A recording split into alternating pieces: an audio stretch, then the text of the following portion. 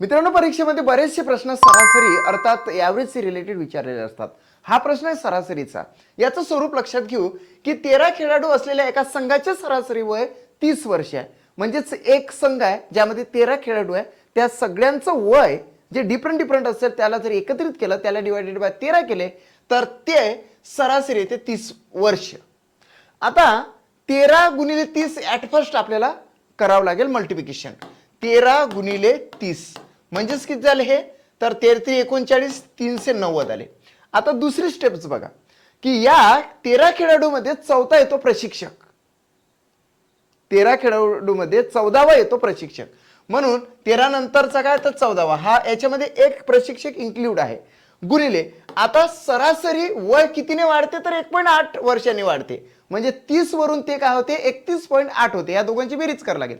31.8 आपण घेतले. आता 14 गुणिले 31.8 आपण थेट करूया. 14 8 112. 14 8 112 जर म्हटलं तर दोन इथे टाकले, 711 घेतले किंवा माइंड मध्ये ठेवले. आता 14 1 14, 14 11 किती झाले तर 25 झाले. या ठिकाणी 5 टाकणार, दोन हातचे मी इथं ठेवणार. 14 3 42, 42 ने 2 किती झाले तर 44 झाले. आता बघा, आधी 390 आणि नंतर 445.2 आलं. आता मोठी संख्येची जी आहे 445.2 याच्यातून 390 वजा केले, 0 टाकला म्हणजे 2.5.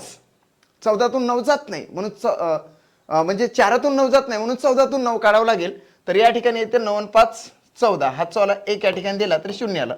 म्हणजेच 55.2 हे वय कोणाचं आलं तर ते आलं प्रशिक्षकाचं.